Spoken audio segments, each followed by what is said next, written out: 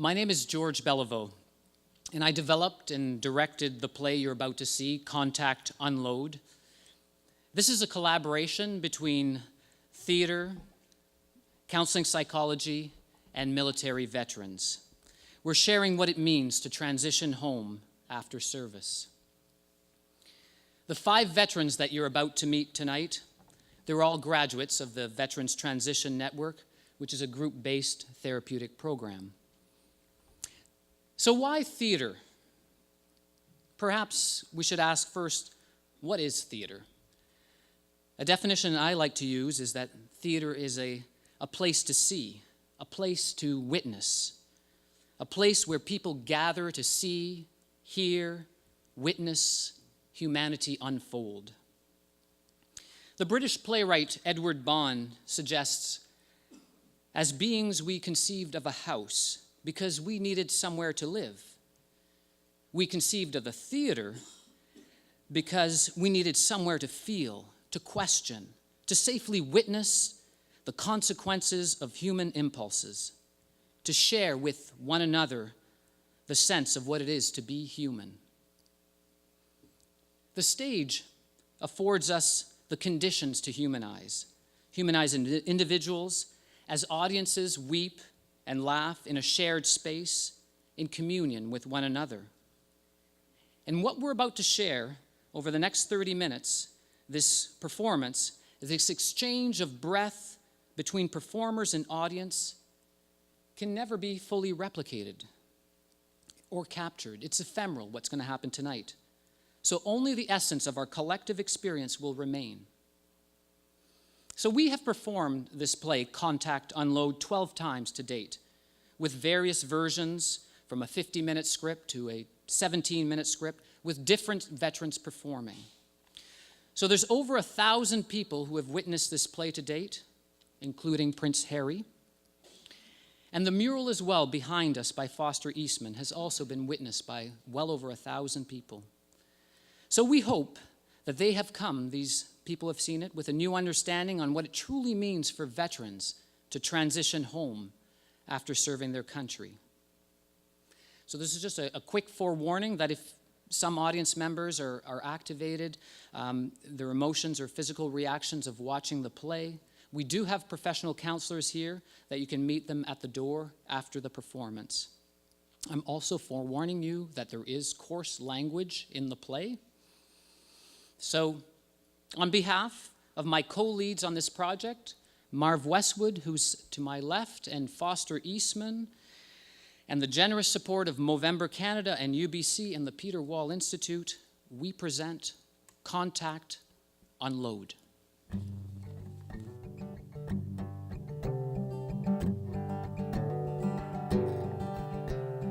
On the horizon there's plenty of storm clouds brewing,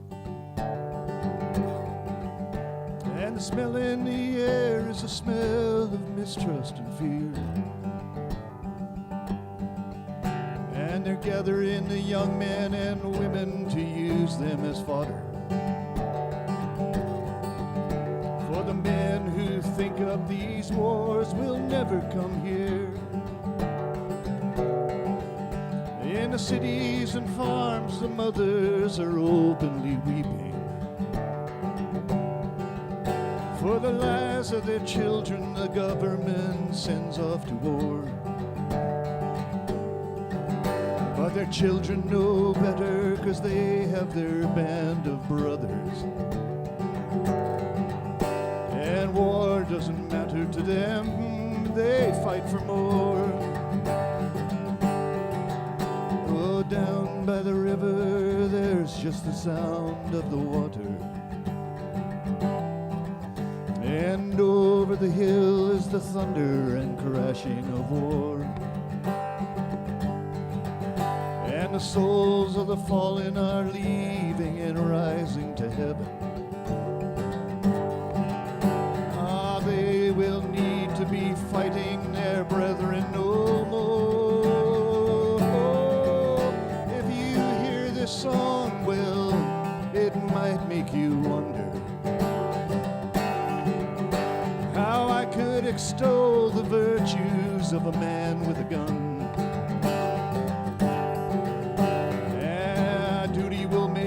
can stand in the face of great peril. When he thinks of those that he loves and he just wants to run. So here's to the man who knows when to lay down his weapon. And here's to the man who knows when it's time to fight. Oh, here's to the man who will stay behind with his brother. Ah, here's to the man who knows the best way to die. Oh, now here's to the man who'll stay behind with his brother. Ah, here's to the man who knows the best way to die.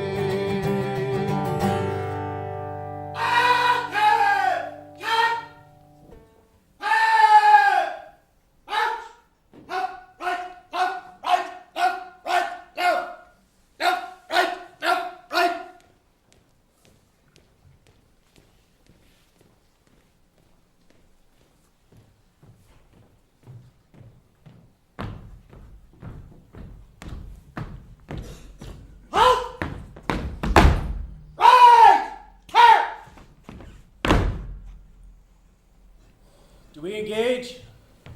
They asked. Do we engage? I ordered that guy on the roof with the RPG.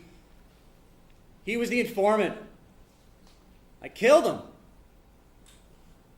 This is exactly what I deserve. We would not die in that man's company that fears his fellowship to die with us. This day is called the Feast of Crispin, and he that shall live this day and see old age will yearly to the vigil feast his neighbors and say, tomorrow is St. Crispin's day! Then will he strip his sleeve, show his scars, and say, these wounds I had on Crispin's day. What's that he wishes so, my cousin Westmoreland? No, my fair cousin, if we are marked to die, then we are enough to do our country loss. And if to live, the fewer men, the greater share of honor, God's will, I pray thee, wish not one man more!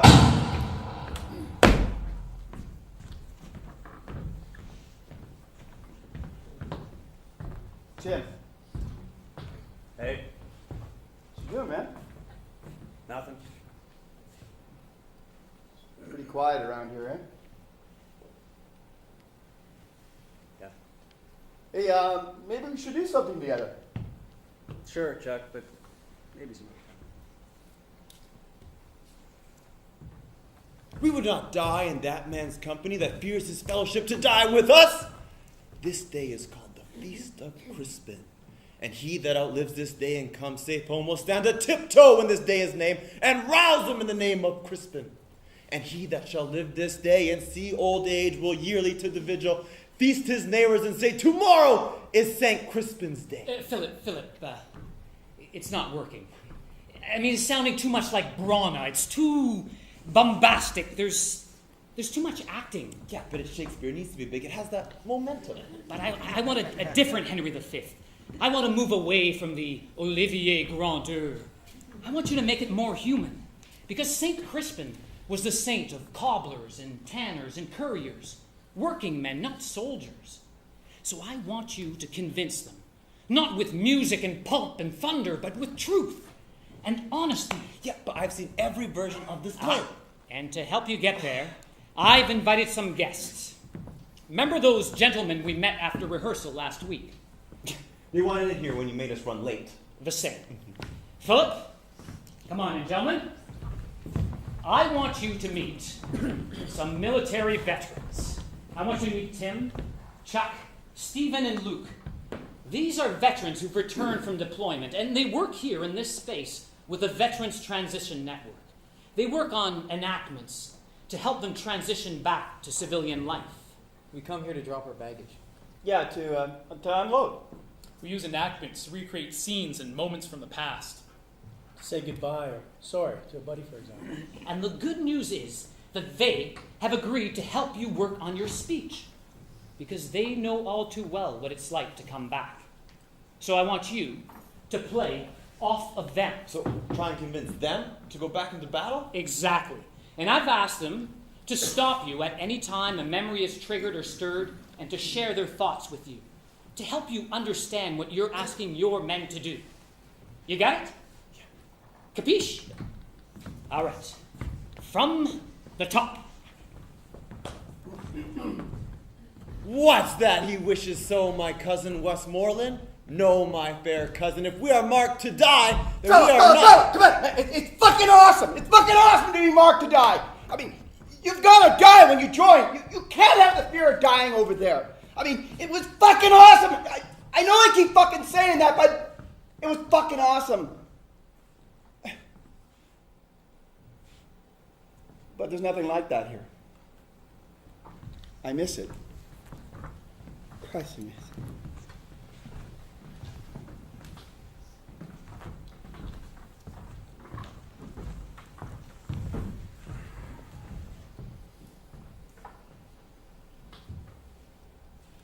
There'd be days of boredom, weeks of boredom. Looking out at a desert that never changes. I've looked at that same fucking rock for days. You wait for those seconds, those minutes, those moments. That's what you wait for. Not your family. Over here they can't exist. If they exist, you die. So, you wait to get shot. Wait to see if you're gonna... Gauge! All right, boys, bring on, take an aim. Check yourselves out. How many mags you got? Later. 3. You? Same.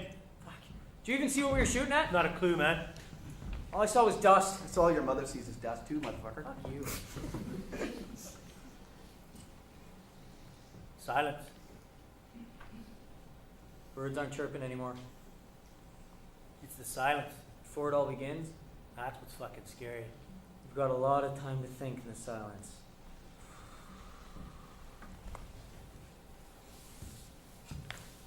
I wanted to be useful. By 2008, it was all roadside bombs and suicide bombers. I was standing on the front gate of Kandahar Airfield. This kid, dressed all in black, came right past our big red stop sign and big red stop light. He was coming right at us. I remember my sergeant, he's screaming and yelling, thinking I'm supposed to fire a warning shot first. But he's getting closer. 60 feet, 55 feet, 50 feet. There's no longer any barriers between us. He's just a kid. I start to squeeze the trigger, hesitate for a split second. He turns his bicycle. That was it. I can't stop thinking like, shit. Maybe that was my one chance to fire my rifle this whole tour. Thank God I didn't, but it's hard to get over that feeling and wishing you'd done your piece. Fuck. Gauge! The adrenaline's going. There's no time to think. There's no time to be fucking terrified. I know it's fucking awesome, but...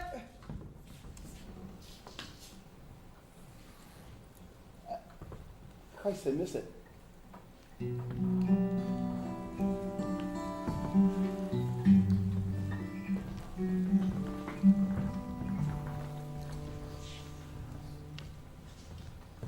Tim, you're not looking so good.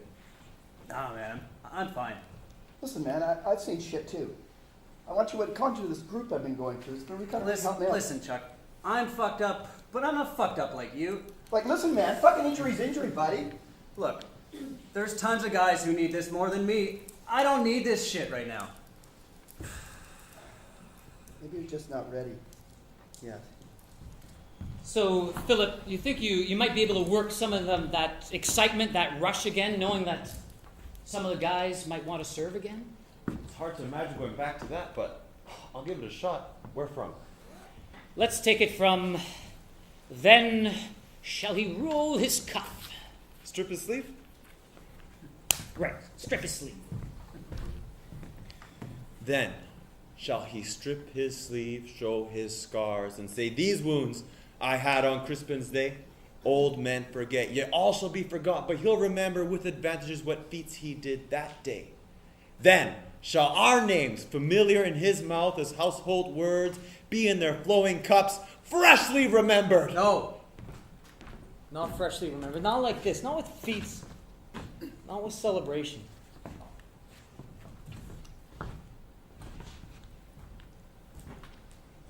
It's supposed to be me that day.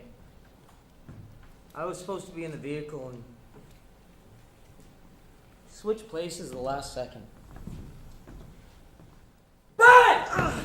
Get to the vehicle, try to save his ass. There's blood everywhere, it's sweating. You get quick clawed out, try to stop bleeding. Fuck, it burns your hands. Fuck, it should have been me. Helicopter flying around with some goddamn general inside. Hope you like this fucking flight. Should be my friend on that Gotcha, man. helicopter. Should have been me. Put his head down. My hand right there. Should have been me. I could feel his breath In, out, Gotcha, man. getting shallow. in, out, Tried to tell him. in, Should have been me. Out. I wish it was me. Tried to tell him. in, and out. Chopper, find the counts. Put him on a stretcher. Load him in. The fucking stretcher wouldn't fit. The doors wouldn't close. We had to dump him out inside. Fucking blood everywhere. It's horrible. The last thing he saw were the soles of his boots.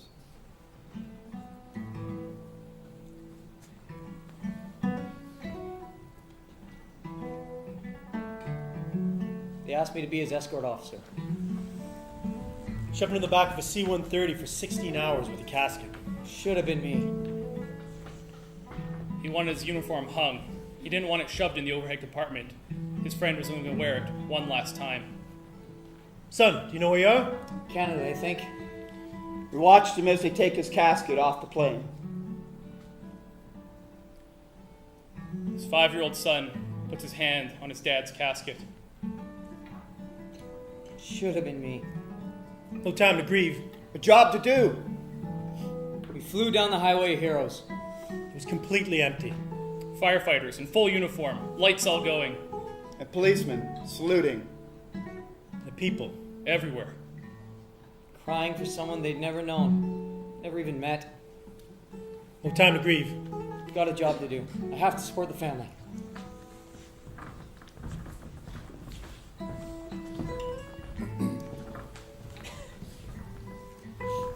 My son, he spoke of you often. It was his favorite. He wanted you to have it.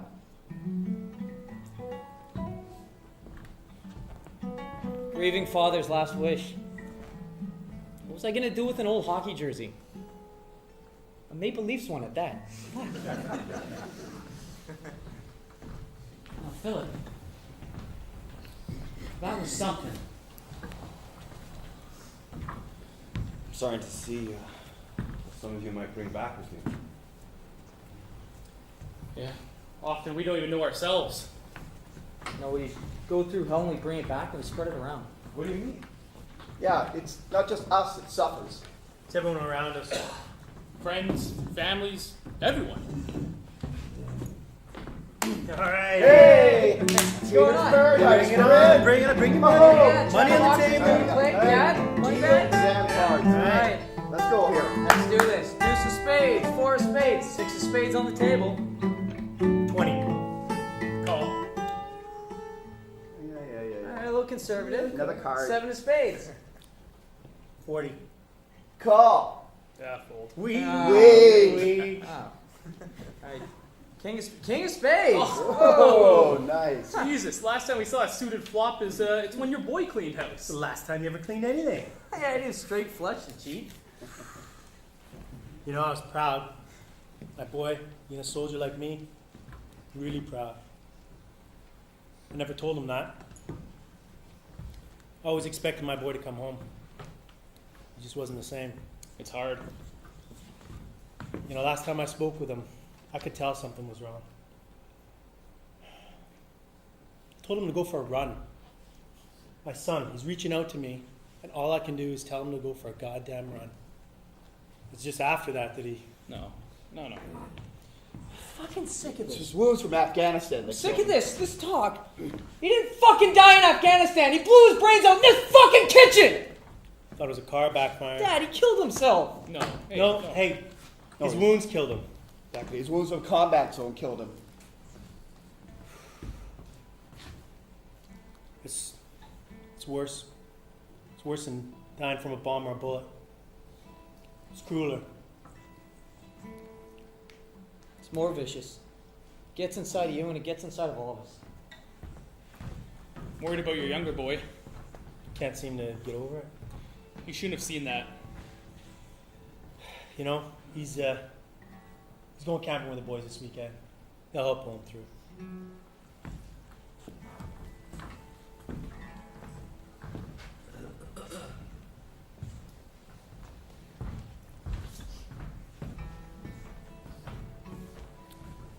Tim. Hey, man, we haven't seen you around much, man. Let's go. Will you guys fuck off? Leave me alone.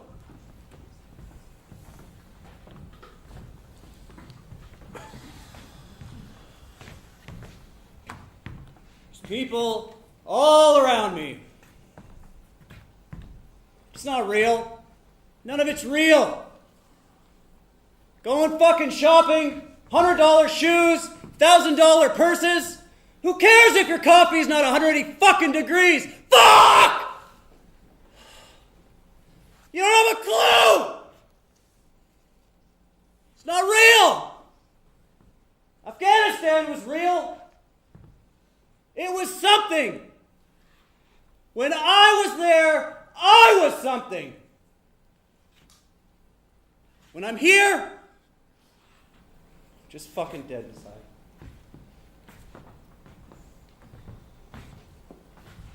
Philip, what do you think? I'm starting to see that these men in front of me know I'm much more than just the raw, romantic part of war. And if I'm going to have to convince them to go back into battle, I'm going to have to try things a little differently. So you think you might be able to work that into your monologue? Let me try. All right. Let's take it from Then Shall Our Faces. Names. Then shall our names, familiar in his mouth as household words, be in their flowing cups, freshly remembered. And Crispin shall ne'er go by from this day until the ending of the world. But we in it shall be remembered. We few, us happy few, us band of brothers. Philip. That thing you say, band of brothers. You know, man, I carry them here. Justin, Derek, and Colin. I left them there, but every day I carry my band of brothers with me. You know, we didn't do this for you. We didn't do this for some fucking cause. We did this for these guys here. The men on my left and the men on my right. The guys who came back.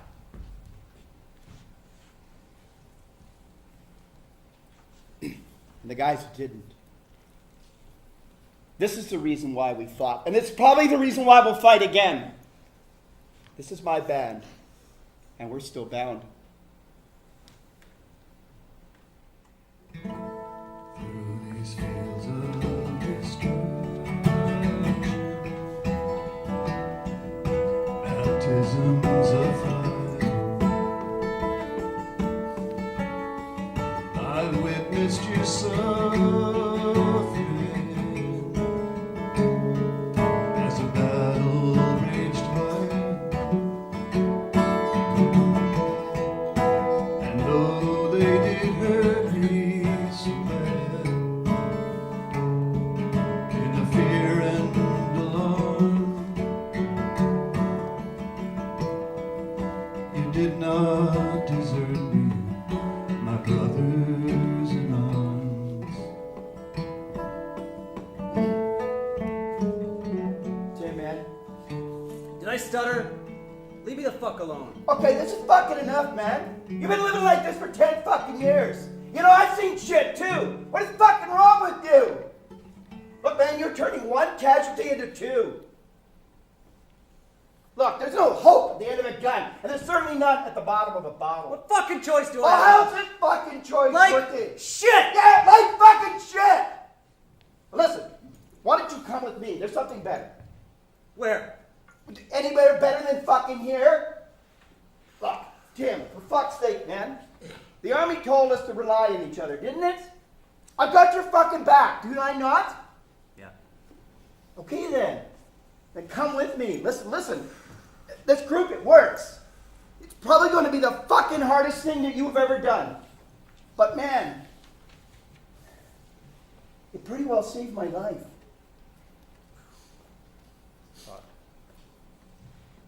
Save your life? Yeah, it saved my life.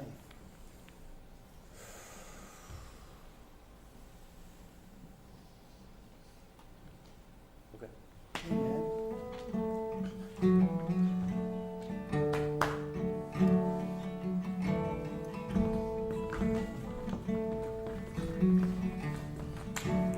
Hey, man. Oh, and you see the fucking haircut?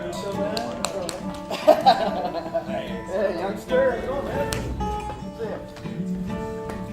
All right, guys, thanks for introducing yourselves and welcoming Tim to the group. Tim, walk with me for a minute, and why don't you tell us a bit about your story? Well, what can I say? I was lucky on my tour. Never shot at, not blown up. I mean, the only blood I shed was from a goddamn nosebleed, because the desert's so fucking dry. Well, Tim, you know you don't have to be shot at to not be okay. Tim, if you go, you've been hurt. We all come back with wounds, man. These guys, they know. Well, it sounds fucking stupid. It happened in a fucking office chair. I had my radio headset on. It's like this cage, this trap you can't fucking take off. That's where I was sitting on August 3rd, 2006. In that fucking office chair. Stephen, would you sit in that chair? You're going to stand in for Tim here. You're going to be his double. So, Tim, tell us what happened. Well, an IED blew up a convoy. 4 killed, 10 wounded. It was all the wounded.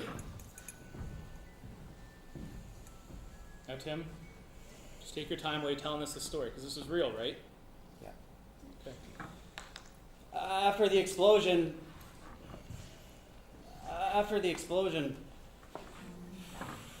That's right, just go slow. After the explosion, they started receiving effective enemy fire from a nearby compound. But there was nothing I could do. You see, it's protocol.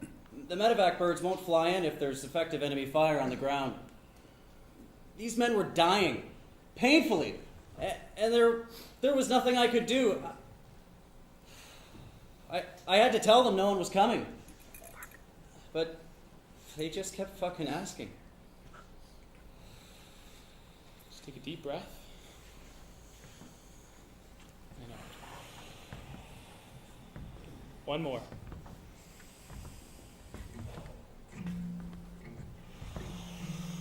When you're ready. The 2 Apaches came on station. We had an informant on the ground. He was giving us the location of the firefight. A compound, red roof with green gate.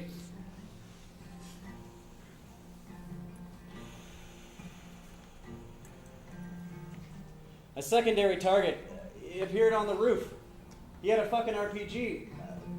The pilots, they called, they wanted to know if they should engage. Do we engage, they asked. What was I supposed to do? Of course, neutralize the target. They fucking cut him in half. I ordered that guy killed. But he was a fucking informant. He was trying to save the lives of our people on the ground. He's trying to save their fucking lives. I killed him. This is exactly what I deserve.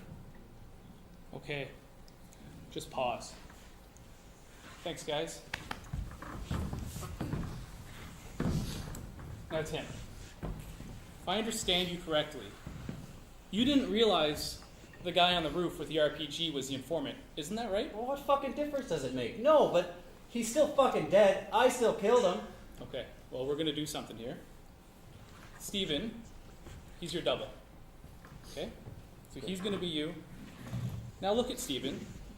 Look at yourself. Imagine he just told you that story. What would you say to him? It's not your fault. I want you to feel better. But it is his fault. You killed him. Okay, so it's his fault. And there's nothing you can do about it. Look at him. Do you want him to feel better? I need him to feel better. Okay. So, he has to suffer for this for the rest of his life. Or could you forgive him? We forgive you, Tim. Yeah. I want to, but I don't know if I can. Okay, but you've taken a first step here. You've told your story. They've seen you. You've looked at yourself. And they've forgiven you. Even if you can't forgive yourself yet. I need that. Okay. If I could forgive him, And forgive yourself. if I could forgive myself,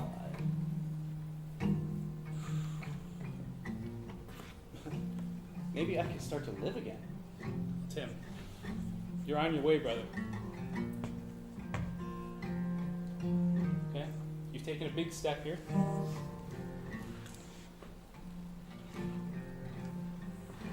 What do you need to keep going?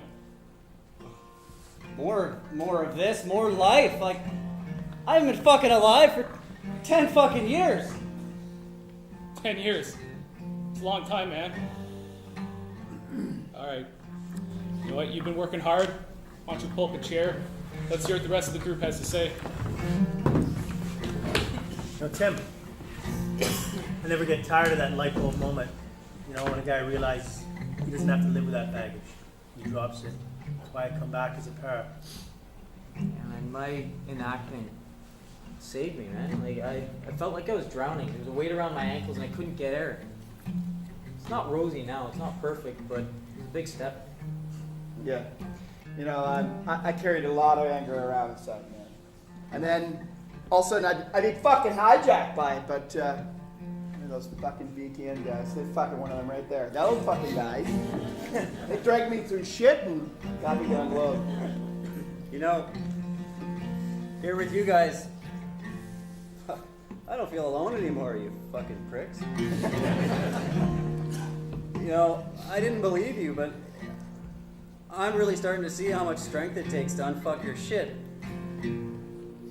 So, Tim, you've done a lot of work. You've dropped some baggage. Feel any lighter? Yeah, like I just dropped a deuce. All right, guys, let's call it a day there. You know? Well, That fucking sucked. it fucking certainly does, doesn't Fucking it? shit. That was the hardest fucking thing I've ever to do. Those No, pricks but- made me go back. Tim, was it worth it? Fuck yeah. Thanks, brother. This day is called the Feast of Crispin. And he that outlives this day and comes safe home will stand a tiptoe when this day is named. And rouse him at the name of Crispin. He that shall live this day and see old age. Will yearly, on his vigil, feast his neighbors. And say tomorrow is St. Crispin's Day. Then will he strip his sleeve and show his scars and say, These wounds I had on Christmas Day. Times in our lives, we all have pain, we all have sorrow. But if we are wise, we know that there is always tomorrow. Lean on me, we're all not strong.